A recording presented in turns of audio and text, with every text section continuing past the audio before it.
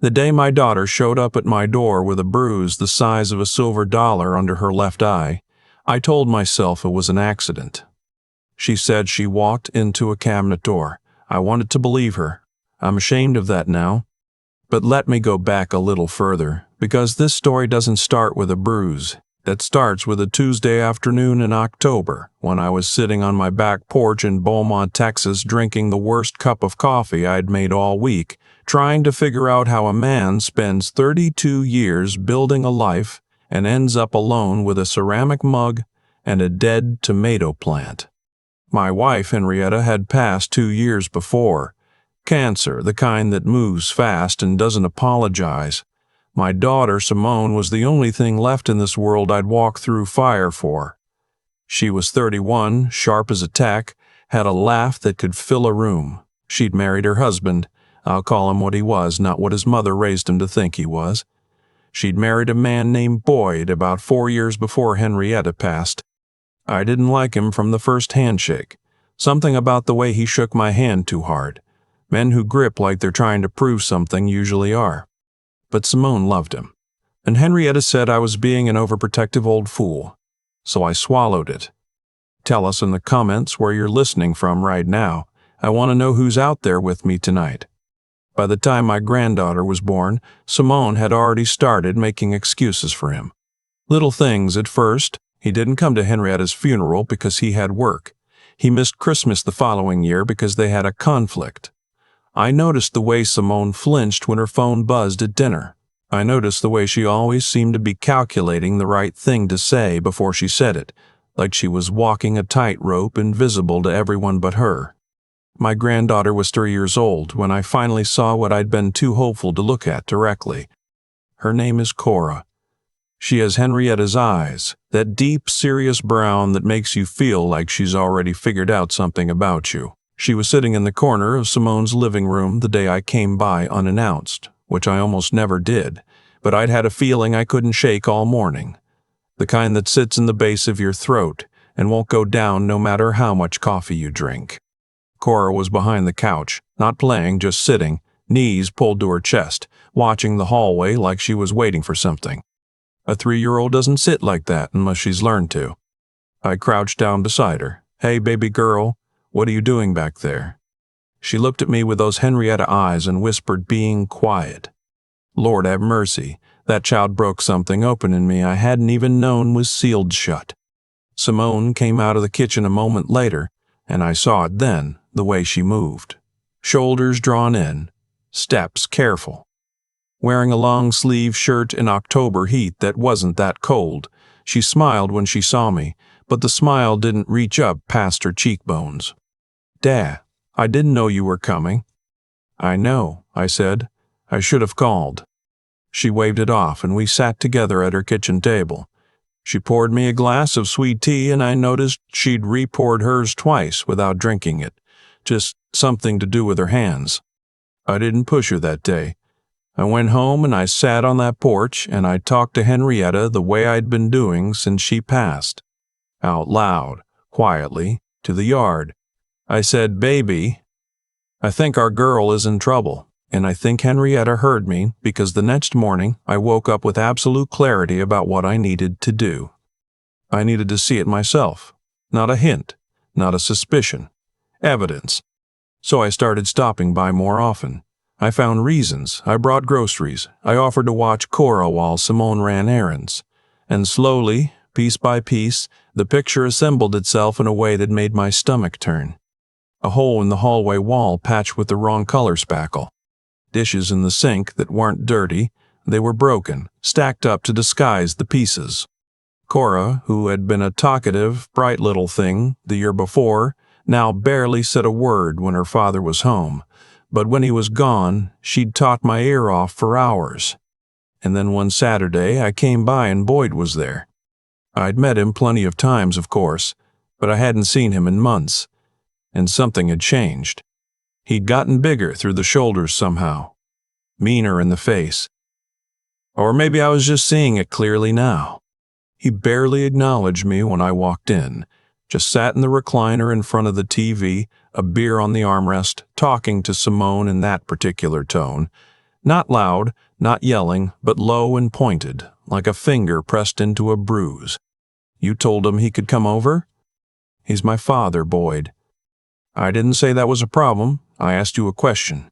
Simone looked at me with an apology in her eyes that she shouldn't have had to give. I sat down at the kitchen table and I held my peace. I held it because I knew that if I said what was building in my chest right then, he'd take it out on her after I left. So I held it. I sat and I played with Cora on the kitchen floor, and I let him feel like the big man in the room because I had time, and I was planning. His mother was the other problem. She'd moved in 6 months after the wedding, which I found out through Simone in the quiet, apologetic way Simone now delivered all difficult news. The mother, I'll call her what she functioned as, which was his enforcer, she ran that household like a warden. She didn't hit Simone, at least not that I knew of, but she controlled everything else. The grocery money. Who came to visit. Whether Simone was allowed to take Cora to the park without asking first. She had a way of looking at Simone that was its own kind of violence. The long, slow sweep of the eyes. The exhale that meant disappointment. The remarks delivered so sweetly you'd need a moment to understand you'd been cut. "Simone, honey, I noticed you let the bathroom get like that again. Boyd works so hard. The least you can do. You know, a lot of women would be grateful for a man who puts food on the table." Cora's getting mouthy. That's on the mother, always. I watched this for 4 months. I documented it. I kept the notebook in the glove box of my truck, writing down dates and what I'd observed. My son-in-law had broken Simone's wrist 18 months ago. She told the ER she fell down the back steps. I know because I found the medical paperwork in a shoebox in her closet when I was helping her look for Cora's vaccination records. She didn't know I'd seen it. I was 64 years old. I had 2 bad knees, a rebuilt shoulder from a construction accident in my 40s, and 32 years of patience behind me. I also had something Boyd hadn't counted on. I had nothing left to lose that mattered more than my daughter and that little girl. The plan came together on a Thursday. Boyd had a standing poker night with his buddies, never home before 2 in the morning. His mother went to her church group on Thursday evenings and usually got dinner out afterward, back by 9 or 10. I knew this because I'd been watching. Not obsessively, just carefully, the way you watch something important. I called Simone that Thursday morning and asked if I could bring Cora a birthday gift. Her birthday wasn't for 2 weeks, but Simone didn't question it. Just said come by around 6. What I brought wasn't a gift. I brought a voice-activated recorder, the kind you can get at any electronics store for about $40. I tucked it inside the decorative vase in the living room while Cora was showing me a drawing she'd made at daycare. I also brought a folder. In the folder was every piece of documentation I'd collected over 4 months. Dates, observations, the photos I'd quietly taken of the spackled wall, the broken dishes, a picture of Simone's arm I'd managed to get when her sleeve shifted reaching for a high cabinet, bruising in a pattern no doorframe makes. I also had the name and number of a family attorney in Beaumont I'd consulted 3 weeks earlier, and a domestic violence advocate at the county shelter who told me exactly what documentation would support an emergency protective order in Texas. I left that folder with Simone before I went home. I sat with her at the kitchen table, just the 2 of us, Cora asleep on the couch, and I said it plainly. "Baby, I know." She didn't deny it. She just looked at the table for a long time, and then she cried. Not the polite, contained kind of crying she did in front of other people, but the deep, ugly, relieved kind. The kind that comes out when someone finally says the thing out loud that you've been strangling yourself to keep quiet. She told me things then that I won't put into detail here because they're hers, not mine. But I will say that I sat there and I listened to my daughter describe what had been happening inside that house for 3 years, and I understood with a cold, clean certainty that I was done waiting. She was scared. I knew she'd be. These situations are complicated, and I'd read enough to understand that a woman doesn't simply leave because someone tells her to. There are 100 reasons she can't. Financial, practical, fear of escalation, fear of what he'll do to her in the process of leaving. The advocate had walked me through all of it. So I didn't tell her to leave. Not yet. I told her what I needed her to do instead. The recorder stayed in the vase. 3 days later, Boyd came home in one of his moods. I know because Simone texted me a single word at 11:47 p.m. that we'd agreed on beforehand. The word was rain. I was already dressed. I'd slept in my clothes. I drove to her house in under 20 minutes. She'd unlocked the side door for me. I came in quietly through the laundry room, and I could hear him in the living room, not yelling, not yet, but that low, pressurized voice, the one that means the yelling is loading. I stood in the kitchen doorway and I listened for about 90 seconds. Then I walked in. Now I want to be clear about something. I am 64 years old with 2 bad knees and a rebuilt shoulder. I am not a young man, and I have no illusions about that. What I am is a man who spent 30 years in construction, who can still lift his own body weight, and who had been thinking about this moment for 4 months. And more importantly, I am a man who had the law on his side, a recorder in that vase, and a phone in my pocket already dialed to 911 with my thumb over the call button. Boyd turned around when he heard me come in. How did you get in here? Through the side door, I said. My daughter let me in. He looked at Simone. Something moved across his face, the recalculation of a man who's used to controlling his environment and suddenly finds it disrupted. It's almost midnight, he said, making it sound reasonable, making it sound like I was the problem. You can't just show up here. My daughter sent me a message, I said. I came. He took a step toward me. I didn't move. There's something about a man who doesn't step back that changes the equation. I saw it register in his eyes, a small confusion, then an escalation of anger because confused men who are used to intimidating people get louder when the intimidation doesn't land.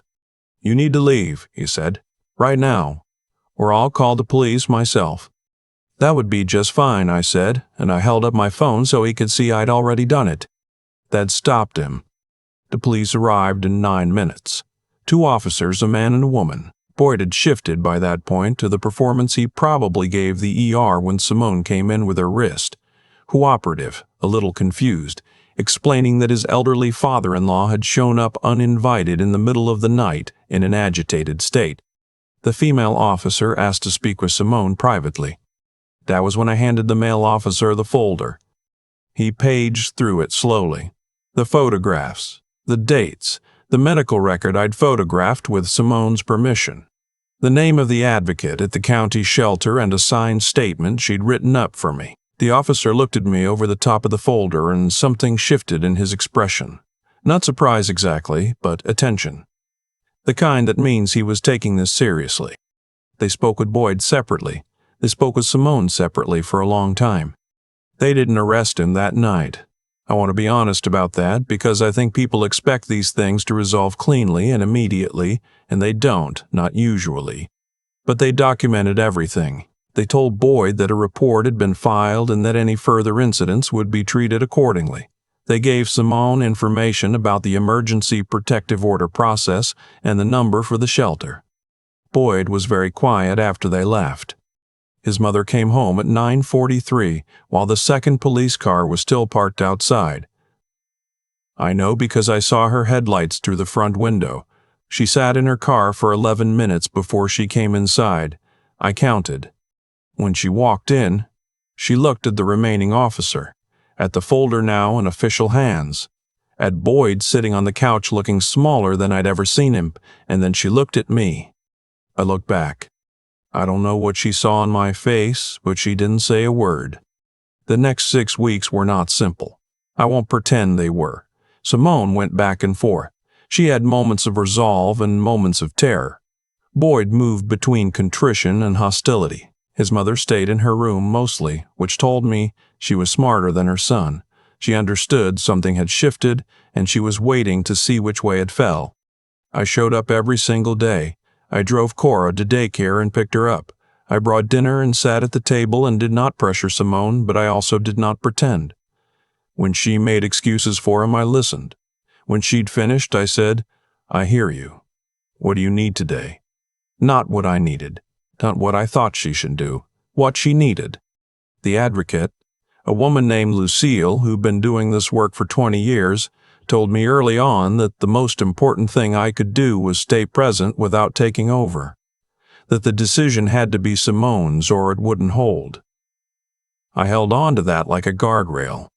The recording from the vase captured 11 days of audio before I retrieved it. What was on it, his words, his tone, the sounds of those evenings, was enough.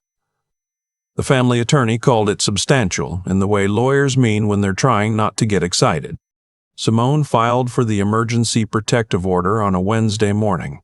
I drove her to the courthouse and sat in the waiting room with Cora, who ate the graham crackers I'd remembered to bring and told me in great detail about a caterpillar she'd found at daycare. I sat there listening to that little girl talk about a caterpillar, and I thought about Henrietta. I thought about how my wife would have marched into that courthouse and done it herself about 2 years earlier. And I thought about how it had taken me too long to understand what was happening, and I thought about how I was here now, and now would have to be enough. The order was granted. Boyd had 72 hours to remove himself and his belongings from the residence. His mother left the same day, not because she was required to, but because she had the sense to understand that her position there was finished. I was in the living room when they carried things out. I didn't say a word. I sat in the chair by the window with Cora in my lap, reading a picture book about a bear who couldn't find his honey, and I read every page like nothing else in the world was happening. Cora turned the pages very seriously. She's always been a serious reader. Boyd stopped in the doorway on his way out with the last box. He looked at me. I looked at him over the top of that picture book. He left. There is a part of me that wants to tell you what happened after that was all straightforward and resolved. It wasn't. Divorce proceedings in Texas take time. Boyd contested things. There were court dates and attorney's fees and a custody evaluation process that was its own particular kind of exhaustion. Simone had hard days. Cora had nights where she cried for her daddy in a way that broke all of our hearts, because children love the people who hurt them, and that is one of the cruelest facts of this life. But here's what else happened. Simone signed up for the counseling the advocate recommended. She started going every Thursday, and within 2 months, she stood up straighter. I don't mean that as a metaphor. I mean that literally. Her posture changed, because she'd been carrying herself like someone who expected to be hit, and slowly, she stopped expecting it. Cora started talking again, the way she used to before. The observations and the questions and the running commentary that 3-year-olds have when they feel safe. She told me one afternoon while I was pushing her on the swings in my backyard that the house was more quiet now and she liked it. I asked her what she meant.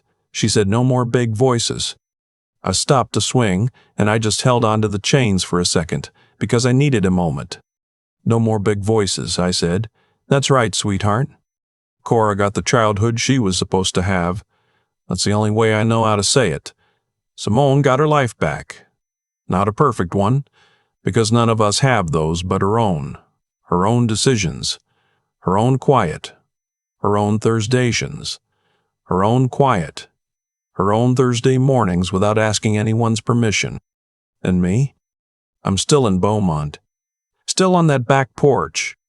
Still making mediocre coffee and talking to Henrietta about the tomato plant I keep promising to replace. But something is different now, and I've thought a long time about how to put it into words for you. I spent 62 years of my life being a man who handled things quietly, didn't make waves, didn't push unless pushed. I thought that was dignity. I thought that was wisdom. And some of it was, but some of it was just fear dressed up as patience. Fear of being wrong. Fear of overstepping. Fear of the conflict that comes when you say a hard thing out loud in a room that wants to keep pretending. What I know now is this. Staying quiet is a choice, and like every choice, it has consequences. I stayed quiet for 2 years while my daughter was disappearing inside a life she was too afraid to leave, and I told myself I was respecting her autonomy.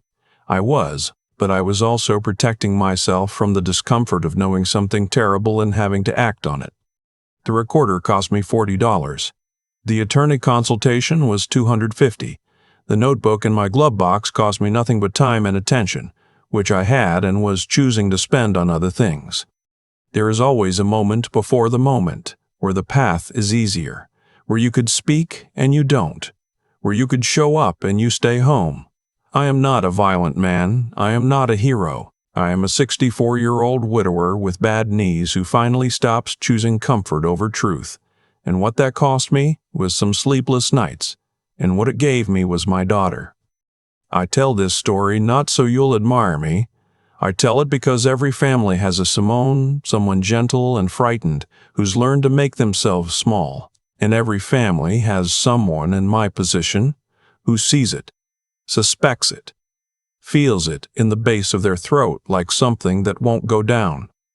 And that person is standing at a choice. The question I want to leave you with isn't what I would have done differently. The question is what you'll do with what you see. Notice it early. Say the thing. Show up. You don't need to be someone's savior. You just need to be present enough and stubborn enough and willing enough to sit in the waiting room with graham crackers and let your grandchild tell you about a caterpillar while her mother's inside changing her own life. That's it. That's the whole job. If someone in your life needs to hear this story, send it to them. And tell me in the comments, was there a time someone stayed present for you when you needed it most? I'd like to know. I'd like to know I'm not out here alone.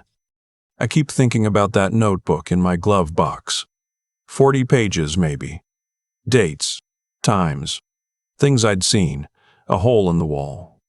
Broken dishes stacked to hide the pieces. The way Cora sat behind the couch like a child who had learned that small and invisible was the safest thing to be. I wrote it all down because I didn't trust myself to hold it without doing something I couldn't take back. Writing it down made me slow. Slowness saved us. That's the thing nobody tells you about protecting the people you love. It's not a moment of fury. It's not one dramatic confrontation. It's a long, unglamorous stretch of paying attention when it would be easier to look away. Boyd counted on everyone around him looking away. His mother had spent years perfecting the art of making Simone feel like the problem was Simone. And for a while it worked. Because the people who could have said something, myself included, chose the comfort of uncertainty over the discomfort of knowing. I was wrong to wait as long as I did. I won't dress that up. 2 years of noticing and not acting is 2 years. I can't return to my daughter. What I can say is that when I finally moved, I moved with everything I had. Not anger, not impulse, but preparation. The recorder, the attorney, the advocate named Lucille, who had 20 years of experience and handed me a roadmap I was smart enough to follow. That's what I mean when I say that caring about someone isn't enough on its own. Love without a plan is just grief waiting to happen. I had to be disciplined enough to think before I acted, and humble enough to ask for help from people who knew more than I did. Simone had to find her own way to the door. I couldn't open it for her. What I could do was stand close enough that she knew it was there, and stay present long enough that she believed someone would still be standing there when she was ready. That took a kind of endurance I didn't know I had. The endurance to watch something painful and not flinch away from it, to show up every single day without demanding a particular outcome, to trust that presence itself was doing something even when nothing seemed to be moving. What happened to Boyd and his mother was a direct consequence of what they chose to do, repeated over years inside a house where they believed no one was watching and no one would ever hold them to account. They were wrong. The camera in the vase didn't lie. The medical records didn't lie. The notebook in my glove box didn't lie. The truth had been accumulating the whole time. I just had to be the one willing to collect it. Cora told me the house was more quiet now. She was 3 years old and she already knew the difference between peace and the absence of noise. Children know. They always know. We are the ones who talk ourselves out of what we see. If there is anything I want you to take from this, it's that the people in your life were disappearing slowly, getting quieter, smaller, more careful. They are not fine. And you already know it. The question is whether you're willing to pick up the notebook.